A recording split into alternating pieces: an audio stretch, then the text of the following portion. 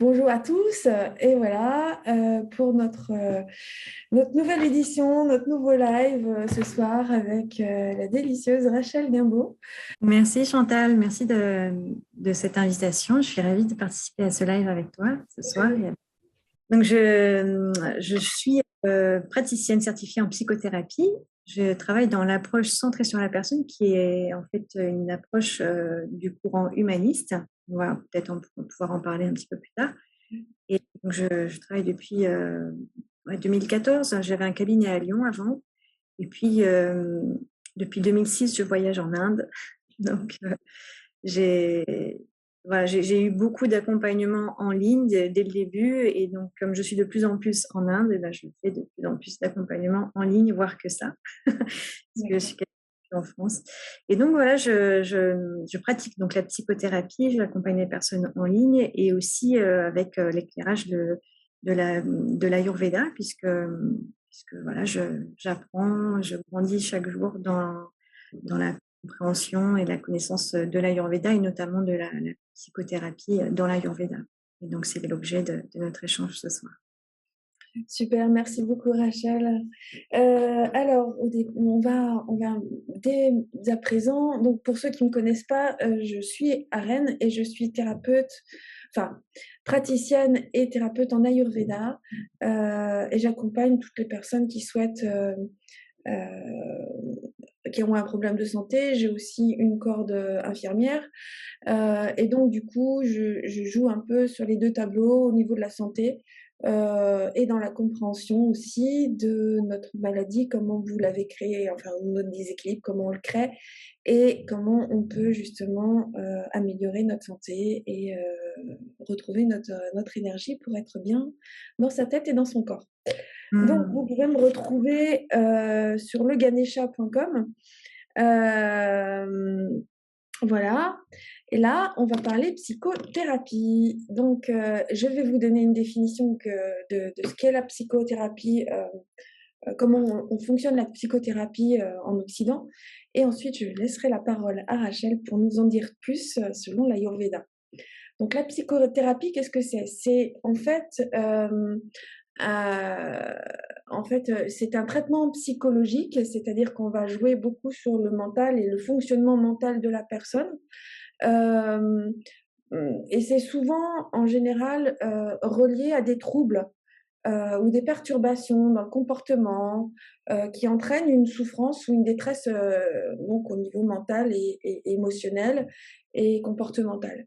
Et donc, dans cette psychothérapie, la plupart du temps, on fait parler les gens pour voir un petit peu où ils en sont et on va affronter avec eux les difficultés courantes, donner des conseils et apporter un soutien. Il y a d'autres psychothérapies. Alors, il y a un versant psychiatrique quand vraiment ça atteint vraiment des perceptions qui sont hors de conscience de la personne, comme la psychiatrie, hein, comme les psychoses.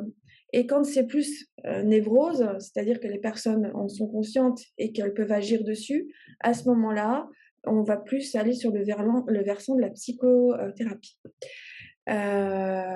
Donc voilà, maintenant je vais laisser la parole à Rachel pour nous parler de la vision de l'Ayurveda, de la psychothérapie. Oui, oui. C'est intéressant cet éclairage que tu as du coup, avec ton métier d'infirmière sur la prise en charge du coup, psychologique. Et je rajouterais même que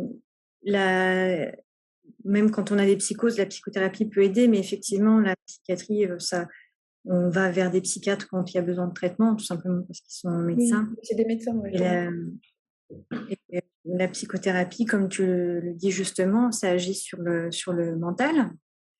Et en Ayurveda, on va en parler, il y a une dimension psychologique de comment fonctionne l'esprit. Mais ce qui est peut-être différent de notre culture occidentale, c'est qu'en Ayurveda, on fait vraiment le lien entre le corps et l'esprit. Et ça, c'est vraiment important, puisque ça a dit que peut-être que la psychothérapie ou la psychiatrie n'est pas suffisante, en tout cas telle qu'elle est conçue en Occident, et qu'il y a une dimension corporelle, et voire même spirituelle, qui est importante à prendre en compte, puisque c'est très logique, si j'ai des douleurs dans le corps, ça va atteindre ma santé mentale, et en même temps, quand je suis mal dans ma tête et que je n'ai pas le moral, ou qu'il y a des souffrances psychologiques, et ben ça influence le corps, et puis on peut du coup déclencher des maladies psychosomatiques, voire plus graves. Donc, le corps et l'esprit sont liés, et c'est ce que nous montre l'Ayurveda, simplement. Vraiment, c'est le lien entre le corps, et donc pour les personnes qui connaissent déjà, on a des constitutions différentes, les doshas, Vata, Pitta, Kapha, avec des proportions différentes de ces 5 éléments. Et puis, quand on parle du mental, c'est beaucoup plus subtil, et donc là, on parle des gunas, sattva, rajas et tamas. Avant de rentrer dans le détail, je voudrais vous dire que en fait, la psychothérapie en Ayurveda, c'est une des 3 branches importantes de traitement. En fait, il y a 3 branches. J'ai fait un post dernièrement là-dessus, justement, sur les 3 traitements en Ayurveda. Le premier, c'est Deva Vyapashraya Chikitsa. Chikitsa, ça veut dire traitement. Et Deva, donc c'est la thérapie divine. Et donc ça, c'est une thérapie qui joue vraiment sur l'énergie subtile. Et donc, on va préconiser dans cette thérapie divine, eh bien, ça va être le travail sur les mantras, sur les pèlerinages, ça va être les prières, les rituels, yajna, voilà, tout un tas de... Là aussi, non? Voilà, ça c'est la thérapie divine. Il y a Yukta Vyapashraya Chikitsa. Et ça, c'est les traitements, dire mécaniques dans l'Ayurveda, qui sont faits vraiment par les praticiens. Voilà, les massages, les herbes, la chirurgie, les marmas, l'alimentation, les purges, voilà, tout ce qui va venir travailler à l'intérieur du corps, mais aussi à l'extérieur du corps par une action mécanique. Donc ça, c'est le deuxième type de traitement. Et le dernier, c'est celui qui nous intéresse, c'est Sattva Vajaya Chikitsa. Et Sattva Vajaya Chikitsa, c'est la psychothérapie. Donc voilà, pour vous introduire le fait que la psychothérapie fait partie des 3 traitements en Ayurveda. Et quand on dit Sattva Vajaya Chikitsa, on entend Sattva. Et donc, ceux qui connaissent l'Ayurveda savent ce que c'est. Sattva, c'est l'état d'esprit qui est tranquille, qui est lumineux, harmonieux. Donc, Avajaya, Sattva Avajaya. Sattva Avajaya. Avajaya, ça veut dire qui mène vers, voilà, Vajaya, c'est la victoire, donc où on réussit à aller vers Sattva, en gros, ça veut dire ça. Donc, c'est la thérapie dans l'Ayurveda. Le but, c'est quoi? C'est d'amener le patient en Sattva. Et Sattva, c'est l'esprit clair. Et l'esprit clair, c'est voir les choses telles qu'elles sont. Mais c'est exactement ça que je fais dans la psychothérapie humaniste, telle que je l'ai apprise avant que je rencontre l'Ayurveda, dans l'approche centrée sur la personne. L'approche centrée sur la personne, c'est un courant qui a été créé par Carl Rogers, qui est un Américain des années 50, un psychologue qui a révolutionné vraiment tu dois certainement le connaître, et qui a révolutionné la psychologie, parce qu'il partait du principe que le thérapeute ne sait pas à la place de la personne, donc il n'y a pas ce rapport de pouvoir. Et ce qui est vraiment important, c'est qu'il disait que la personne a toutes les ressources en elle pour vivre une vie heureuse et épanouie. Et donc, le rôle du thérapeute, c'est de tout simplement favoriser l'émergence de ces ressources-là, et favoriser le fait que la personne puisse avoir accès à ses propres ressources. Donc, c'est vraiment un travail d'écoute. Et donc, pour ça, il faut qu'il y ait une clarté très, très pure, on peut dire. Et donc, c'est ça Sattva. Donc, l'écoute de soi, l'écoute thérapeutique, c'est d'être en Sattva, c'est voir les choses telles qu'elles sont. Donc, ça se rejoint en ça. Oui, super. Et donc là, du coup, tu nous as parlé de Sattva. Peut-être qu'on pourrait parler des 2 autres gunas? Et oui, alors Rajas et Tamas. Ouais. Alors, on va commencer par Rajas. Rajas, c'est en fait, ça, pour revenir juste sur Sattva, c'est c'est l'harmonie, c'est la compréhension que tout est un. On n'est pas deux, hein, ça c'est l'Advaita Vedanta. Donc, c'est cette compréhension-là. Donc, c'est pour ça que la connaissance aussi, grand C, est importante dans Sattva. C'est-à-dire comprendre que je ne suis pas un être individuel séparé du monde, mais que tout est un. Et, et donc, quand on est en Sattva, on pense global, quoi. On pense nous, c'est pas moi et les autres. Tandis qu'en Rajas, c'est je pense moi et les autres.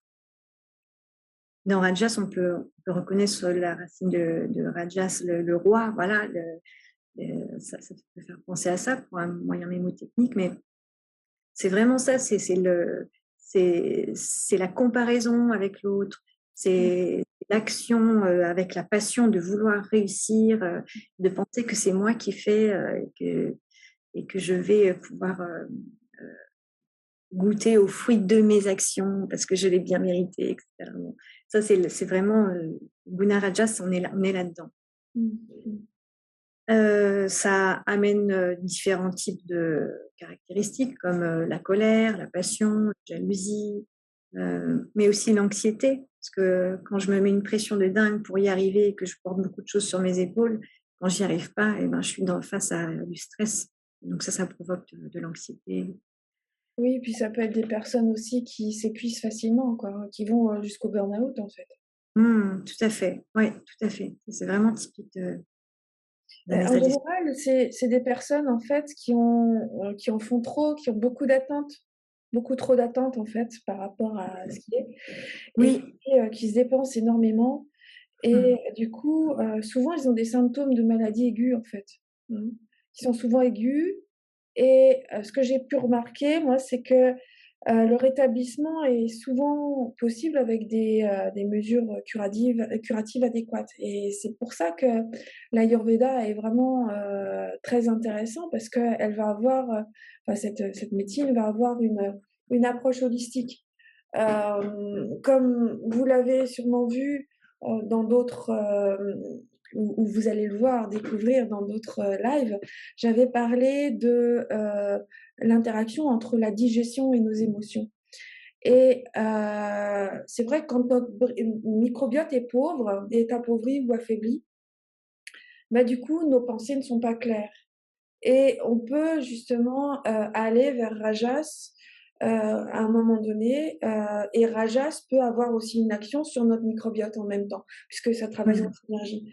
Donc du coup, le but de l'Ayurveda, c'est d'aller vers Sattva, hein, de toute façon. Donc du coup, ce qui est important quand on prend en charge les gens, qu'on soit thérapeute ou comme toi, psychothérapeute, c'est de les amener vers Sattva par des biais différents en fonction de justement des 3 gunas que tu es en train de décrire. Tout à fait. Oui, oui, oui. On pourra en Et reparler puis, du pilote, j'ai mais j'ai pu oui, remarquer aussi que souvent les gens qui sont rajas sont impatients, c'est bon. inconsistants, Oui. quand ils sont face à leur maladie, et puis qui désirent pas prendre le temps ni la responsabilité d'aller mieux. Et puis souvent ils accusent les autres en fait de leur affection et puis s'attendent à ce que c'est soit les autres qui les soignent. Alors qu'en fait, c'est eux-mêmes qui ont créé leur propre maladie à cause de leur déséquilibre. Mais comme ils n'en sont pas conscients, c'est à nous de les amener vers cette conscience-là. Donc, Oui. qu'est-ce que tu veux rajouter quelque chose? Ouais, non, sur Raja, c'est ça. C'est vrai que c'est en fait c'est des tempéraments de feu ou quand il y a beaucoup d'air aussi. Donc, Vata, Pitta. Mmh. On est Euh, dans... oui. Oui, tu voulais rajouter quelque chose Non, sur c'est bon. Eh ben, on peut ouais. passer peut-être à Tamas aussi maintenant. Tamas, voilà, oui. Tamas, donc Tamas, c'est l'état d'esprit qui est plutôt dans l'ignorance, C'est ça. dans l'ordre, l'inertie. Oui. Voilà, il y a de la terre dans Tamas, donc Oui. c'est pas stable, c'est pas le stable de Sattva, quoi. C'est vraiment le manque de mouvement, le manque de conscience. En fait, quand on est en Tamas, le monde n'existe pas, quoi. Il n'y a que nous et le reste, on s'en fiche. Donc, c'est ça, c'est vraiment on est dans notre bulle et on n'a pas conscience du reste et voir ça ne nous intéresse pas. Donc, et ça, c'est Tamas, oui. Donc, ça amène à des états, on peut le deviner, hein, à des états de dépression, par exemple, Destruction, de procrastination, d'autodestruction. Oui, de négativité, tout à fait, oui. et puis moi, De ce toute que j'ai... façon, que ce soit... Oui, vas-y. Pardon? Excuse-moi, vas-y, excuse-moi. Continue. Je disais que ce soit Rajas ou Tamas, de toute façon, c'est des négativités en soi, parce que c'est basé, le Rajas et le Tamas, il est basé sur une incompréhension, sur un malentendu de l'esprit, qui pense qui est identifié à ce corps et qui se sépare du reste. Mm. Tattva, c'est positif. Ce que j'ai pu constater, moi, quand les gens qui avaient, euh, enfin au niveau maladie, parce que moi je suis plus orientée santé et maladie, et c'est vrai que, et solutions derrière, ce que j'ai pu constater, c'est que les types qui étaient tamasiques avaient davantage de maladies chroniques et des maladies provenant souvent d'émotions réprimées, en fait. C'est comme si ces émotions étaient retournées contre eux, elles stagnaient à l'intérieur. Et que du coup, ça crée, puisque l'émotion, c'est une énergie, hein, donc du coup, cette émotion a besoin de circuler, a besoin de sortir. Et si on les stagne, si on les garde à l'intérieur, tout ce qui ne s'exprime pas s'imprime. Donc forcément, au niveau du corps, ça va s'imprimer et ça va donner, par exemple, des cancers. Ça va me donner aussi des maladies qui ont tendance à être profondément ancrées, tenaces et difficiles à soigner, tu vois. Et souvent, ces personnes-là, ils ne recherchent pas forcément un traitement adéquat. Comme tu disais tout à l'heure, ils ont généralement une mauvaise hygiène. Enfin, ça, tu le disais pas, mais moi, je le rajoute. C'est-à-dire pas une hygiène adéquate, en fait, à ce qui devrait, ni un régime alimentaire adapté. Souvent, c'est un régime alimentaire dévitalisé, donc à base de produits industrialisés, des plats tout faits, à base de junk food, par exemple, des choses comme ça. Ils vont aller à la recherche du plaisir immédiat et voilà, c'est la flamme, quoi. La flamme de faire à manger, la flamme. Ouais, Donc, ils vont aller plus vers ce genre de choses-là. Et alors, ils acceptent leur maladie un peu comme étant leur destin. Et ils ne profitent pas des méthodes susceptibles de les soigner. Ça, c'est un truc que j'avais remarqué. C'est assez flagrant. Donc, en général, ils viennent pour chercher une facilité, mais ils sont pas prêts à faire des efforts pour, euh, pour avancer vers leur équilibre, vers cette voie, en fait. Tout à fait, oui. Alors, les uns comme Rajas vont attendre que ce soit nous qui leur apportions des solutions et qui les soignent même, à la limite, qu'on fasse pour eux. Et puis les autres, eux, ceux qui sont tamasiques, ben, en fait, ils veulent juste que ce soit plaisant et puis c'est tout, quoi. Et puis qu'il n'y ait pas d'effort à faire. Voilà. Oui. Après, c'est des états d'esprit qui bougent. Hein. Les gunas, comme les 5 éléments sont impermanents, les gunas, ils sont tout le temps en mouvement. Donc, on peut se reconnaître des fois dans Tamas, et puis parfois on passe en Rajas, et puis quand même, heureusement, il y a un peu de Sattva. Ouais. Mais on a On besoin n'est de ces trois pas. gunas, de toute façon, hein, puisque le premier guna, c'est quand même tamas, qui permet justement la fécondation, qui permet justement la création intérieure. Ouais, mais là, on parle des gunas à travers l'esprit, ce qui est Ouais, différent. d'accord. Par exemple, on peut dire qu'effectivement, le sommeil, dormir, c'est tamas, il n'y a pas d'activité. Mais là, on parle de tamas en termes d'esprit, de mental, d'ego. Et là, rajas tamas, c'est pas Je te un remercie esprit. de cette Oui. éclairage. Après, oui, les gunas, dire les 3 gunas, comme les 5 éléments, ils sont partout autour de nous. Et quand on du mental, Rajas Tamas, non, c'est pas positif. D'ailleurs, dans les traités d'Ayurveda, Rajas Tamas, ce sont des doshas. Quand on dit dosha, ça veut dire des équilibres. La prakruti du mental, c'est sattva. Donc, il faut un mental en sattva. Et c'est pas quelque chose d'impossible parce qu'à la naissance, on a cette clarté. Donc, c'est juste que c'est perdu. Et que, voilà, avec les épreuves de la vie, les mauvaises rencontres, les mauvaises expériences, Les conditionnements. compréhension, voilà, les conditionnements, on arrive dans c'est Tamas. Mais vraiment, l'idée, c'est de revenir dans Sattva. Et j'ai beaucoup aimé quand tu me parlais tout justement des émotions et de les laisser circuler. D'ailleurs, ça veut dire ça, hein, dans émotion, c'est le mouvement, quoi. Donc, c'est de l'énergie, comme tu dis si bien. Et pour revenir à la psychothérapie, une fois qu'on a compris, voilà, ces trois gunas, c'est intéressant parce que ça permet d'identifier, de se dire, ah bah tiens, là, je reconnais que je suis un peu en rajas, là, je suis en tamas, là, je suis en sattva. Qu'est-ce que je peux faire pour augmenter sattva et puis faire ce qu'il faut pour ça.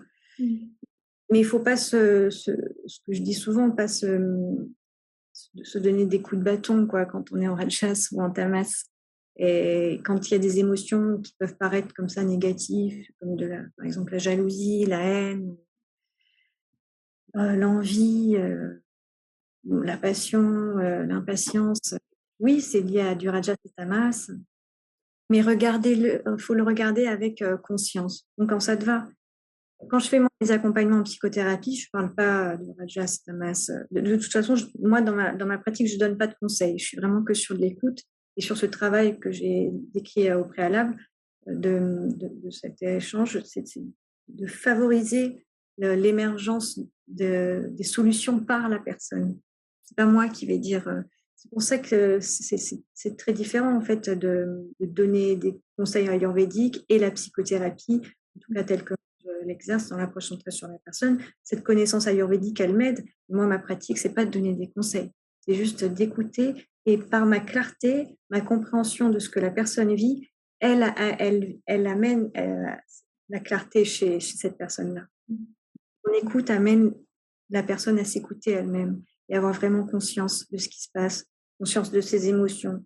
Et oui, si moi j'identifie du rajas et tamas, je ne vais pas dire ah là c'est rajas tamas, mais et la personne elle n'a pas besoin de le savoir forcément, mais simplement d'avoir conscience de ses mouvements internes, de ses émotions, ça transforme forcément en plus de clarté, donc en sattva.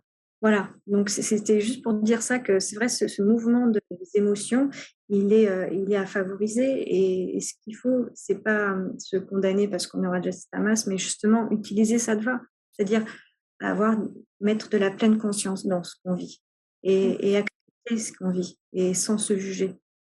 C'est ça aussi. Est-ce que tu peux nous éclairer un petit peu par rapport au dosha? Moi, j'ai appris en Ayurveda, enfin, quand j'ai fait mes cours d'Ayurveda, que le dosha qui était plus sattvique, c'était plus vata parce qu'il était léger et subtil. Que celui qui était rajasique, c'était plus pitta. Et tamasique, c'était plus justement kapha, puisqu'il était plus vers l'inertie, etc. Qu'est-ce que toi, est-ce que tu as une autre vision de ces trois gunas? Il y a du sattva dans toutes les constitutions. Oui, oui, oui, ça j'avais remarqué aussi. Que ça soit vata, pitta ou kapha, vata, c'est la réunion des éléments espace. Et air. Espace, c'est sattva. Air, c'est rajas. Mm. La constitution pitta, c'est la réunion de l'élément feu et eau. Mm. Feu, il y a rajas et sattva. Et dans l'eau, il y a du sattva. Donc, il y a aussi du sattva dans le feu. Et dans les personnes qui sont de constitution kapha, donc c'est la réunion de l'élément eau et terre, et donc eau sattva et terre tamas. Donc, dans toutes les constitutions, il y a du sattva. Il n'y a pas une constitution qui est plus sattvique que l'autre. Si vous allez dans le détail, vous pouvez étudier l'Ashtanga Hridaya ou la Sushruta Samhita, et vous verrez qu'il y a parfois des descriptions qui montrent que tel dosha a telle qualité. Et vous verrez, il y a du sattva dans toutes les constitutions. Mais effectivement, par rapport à rajas et tamas, il y a plus de tamas chez les kaphas, il y a plus de rajas chez les vata et les pitta. Moi, j'avais appris aussi que pour conduire des personnes avec un dosha soit en excès, soit très prédominant chez lui. Par exemple, pour les Vata, qu'on allait les conduire plutôt comme une fleur, avec douceur, lenteur et légèreté. Et puis pour les personnes Pitta, ça va être plutôt comme un ami, avec assurance. Et pour les personnes Kapha, ça va être plutôt avec sévérité, un petit peu brutalité, mais par étapes et motivation. Qu'est-ce que tu en penses par rapport à ça? Oui, tout à fait, oui, c'est ça. C'est ce qui est décrit dans les textes. D'accord. Logique, hein, parce qu'une personne qui a une tendance Vata, elles sont très sensibles, fragiles, voilà. Donc, il faut les prendre avec pincette. Autrement, il y a de l'angoisse, il y a du stress. Oui. Les personnes Pitta qui ont peut-être même un excès de Pitta, elles aiment faire les choses comme elles l'entendent, elles. Donc, si tu t'amuses à dire que tu sais mieux qu'elles, ça les renforce dans leur rajas. Donc, c'est d'égal à égal. Ça, d'être un ami. Et puis, les personnes Kapha, effectivement, elles ont cette inertie. Donc, comme toute chose qui ne bouge pas, il faut se secouer un petit peu, quoi. Donc, la vérité, la rigueur, la discipline. C'est intéressant d'avoir une connaissance, c'est vrai, de sa constitution. Ah bah oui, c'est la base, je dirais. Hein. Ouais. Ok. Est-ce que tu aurais, par exemple, des petits conseils à donner, par exemple, pour les personnes qui se retrouvent dans Rajas ou dans Rajas d'abord et dans Tamas ensuite, des conseils à leur donner pour aller vers Sattva? Alors, pour toutes les constitutions, je donnerais le même conseil que j'ai donné juste avant, c'est-à-dire de vivre en conscience, donc même en conscience de ses émotions. Donc ça, c'est vrai que le travail de psychothérapie aide à ça, parce que c'est pas évident de le faire tout seul. Après, donc là, je parle vraiment sur l'action du mental, apporter plus de conscience. Et aussi, sur le plan du mental, qu'est-ce que je peux dire? Oui, la méditation, évidemment, fait grandement du bien, quelle que soit la constitution, parce que ça amène aussi à être de plus en plus conscient, vivre dans l'instant présent et amener de la clarté mentale, la relaxation. Alors, relaxation, je dirais que, donc là, on vient sur des conseils qui sont peut-être plus sur le corps, plutôt pour les personnes, toutes les constitutions, mais une personne cafard, on ne va pas lui recommander de faire savasana pendant 1 heure, quoi, parce qu'elle a besoin de bouger. Par contre, une personne vata, oui, sa relaxation longue, même, c'est bon pour elle, parce que le système nerveux a besoin de se relaxer. De se reposer, oui. Tu l'as dit très, très justement, l'alimentation, quelle que soit la constitution, elle est extrêmement importante. Donc, une alimentation saine, ça joue sur le microbiote, et le microbiote, il est lié au système nerveux. Et donc, voilà, on le fait là, le lien corps-mental. Maintenant, de plus en plus dans la science moderne, parce qu'on parle depuis pas très longtemps, en fait, du microbiote. Avant, on appelait ça la flore intestinale. Voilà, c'était juste une flore. Maintenant, non, le microbiote, c'est un organe à part entière et on sait qu'il a des fonctions très importantes au niveau du cerveau. Et d'ailleurs, qu'est-ce qu'est l'Ayurveda? Le Vata, le siège de Vata, c'est où? Les intestins. Et Vata, c'est quoi? C'est le système nerveux. Donc voilà, c'est clair. Ça, l'Ayurveda le savait il y a 5000 ans. Effectivement, prendre soin de son alimentation. On parle du deuxième cerveau, mais en fait, ce serait plutôt le premier, je pense. Mais bon. Donc l'alimentation, le sport, c'est important pour toutes les constitutions, mais peut-être un peu plus pour les personnes CAFA aussi. Ouais. Besoin alors, sans aller à l'extrême, faut respecter sa corpulence, sa capacité physique, mais moi je dis toujours faire au moins une demi-heure de sport par jour, de la marche, être au contact de la nature, évidemment, ça c'est super, ça amène à Sattva. Tout ce qui va vous amener vers Sattva, c'est bon. L'alimentation saine, la nature, l'activité physique, le yoga, la méditation, pourquoi pas les chants sacrés, si vous utilisez les mantras ou autre chose, peu importe. Toutes les activités qui vont vous amener vers du sattva sont thérapeutiques. Elles sont Il y a des personnes qui pensent que c'est sadique de fumer, du cannabis. Qu'est-ce que tu en penses?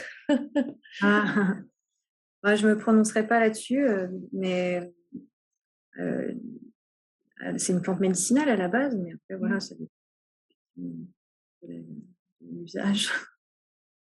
Mais là, c'est tout médical, donc ouais, je ne me prononcerai pas là-dessus. Mais à la base, il y a une substance qui est effectivement bonne pour Nickel. le.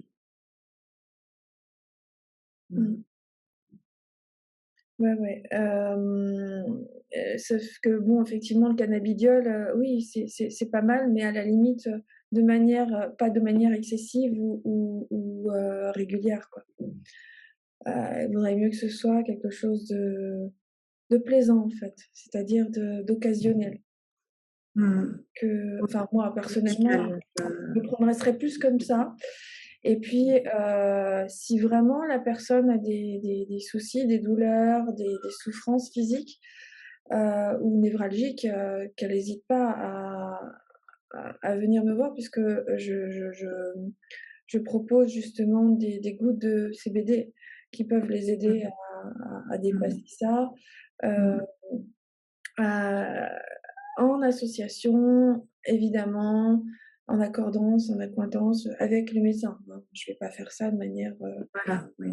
en dilettante, hein. Heu, Mm, Moi, ce que j'apprécie, c'est à chaque fois que je prends en charge quelqu'un, c'est d'être en communication avec le médecin.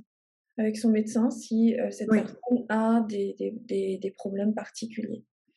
Pour Mm, qu'on soit ensemble, en fait, pour pouvoir, prendre en charge la mm. Et oui, oui, tout à fait. c'est quand même vachement important. OK, Et oui, bah, la je te médecine remercie. allopathique et la médecine ayurvédique devraient fonctionner ensemble, oui. Ouais, je te Ouais. remercie.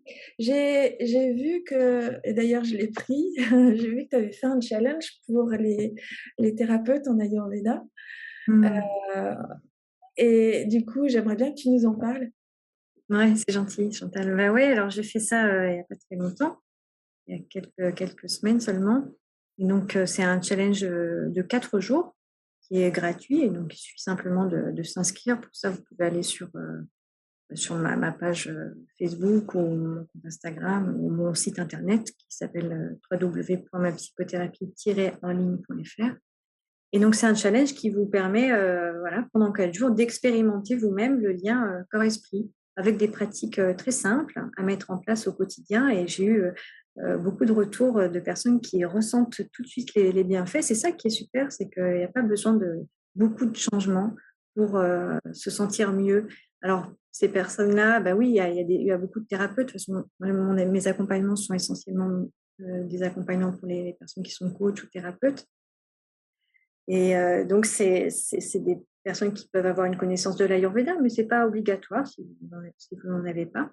Et vous allez pouvoir expérimenter comment on peut commencer sa journée de, de bonne humeur, avec une bonne énergie, sadvique, et du coup bénéficier de cette énergie-là tout au long de la journée. Et je donne aussi des éléments de compréhension scientifique, donc ça apporte un éclairage aussi intéressant, et puis aussi l'éclairage de l'Ayurveda, l'éclairage de la psychothérapie. Donc voilà, c'est un peu les trois approches que je mêle et voilà, qui fonctionnent bien. J'ai pas mal de retours positifs. Donc voilà, si vous n'avez pas encore euh, fait, vous pouvez toujours le faire et il sera disponible tout le temps.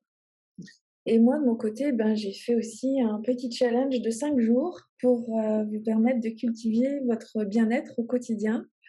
Je me suis inspirée d'un post, sur Insta de de toi justement, Rachel, qui m'a donné cette idée-là et du Super. coup, et d'ailleurs je te remercie au passage et du coup je vais vous proposer ça, pour ceux et celles qui souhaitent justement, mettre en pratique, ces conseils ayurvédiques sur 5 jours. Voilà, à très bientôt Rachel. Ben, merci beaucoup Chantal, merci pour Mer ce moment, c'était très agréable, et bonne soirée à tout le monde et à bientôt. merci à toi.